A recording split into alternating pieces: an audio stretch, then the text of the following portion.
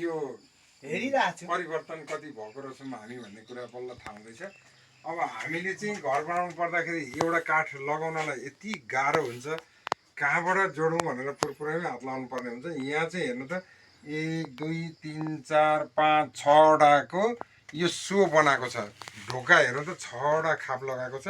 लगभग कति डिजाइन निकाल्नु भएको छ, कति मेहनत छ। यो चाहिँ हामी हेर्नु त अहिले छथर चाहिँ गाउँपालिकाको वार्ड नम्बर 5 ओख्रेमा आएका छौँ। यो घर चाहिँ अब उहिले नै बनाएको होला, जुजु बाजेहरूले बनाउनु भएको होला। यस्तो खालको डिजाइन भएको घर लगभग कमी नै भेटिन्छ। कता कता भेटियो भने पनि अब झिँगाटी घर, खर्ले छाएको घर र यो खालको ढोकाहरू भएको घरहरू भेट्न चाहिँ निकै गाह्रै हुन्छ। अहिले यो मौकामा हामी यो घरमा आइपुगेका छौँ। यहाँको यो ढोका हेर्दाखेरि हामीलाई एकचोटि एक प्रकार परम्परा झल्काएको छ। पछि पनि हामीले यस्तो बनाउन सक्ने रहेछौँ भन्ने खालको एउटा फोटोमा चाहिँ अहिले यहाँहरूसम्म पनि यही पुर्याउने जमर्को गरेका छौँ। जतिजनालाई यो पिक्चर आउँछ हेरेर उहाँले कमेन्ट गर्नुहोला। धन्यवाद। होइन पहिलोमा थोरै मतान्तरले हारियो, अहिले दानाको यो पनि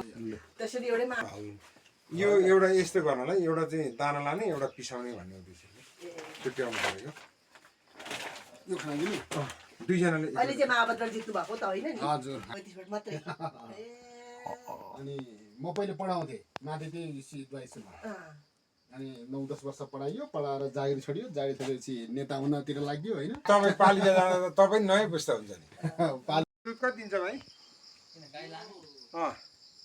भर्खर आधा 3 दिन भएपछि यसको ठ्याक्कै 8 लिटर दुध दिन्छ, ठ्याक्कै सब्जी यो त्यहाँ भन्दा चाहिँ दिँदैन। यहाँको किनी भएर अहिलेको दिइहाल्ने हो औ भनेर नबढाउनु।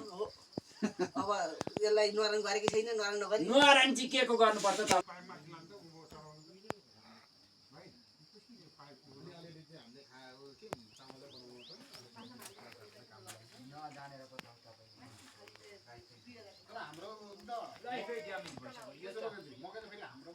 हाम्रो त अब बढी त नगर्नु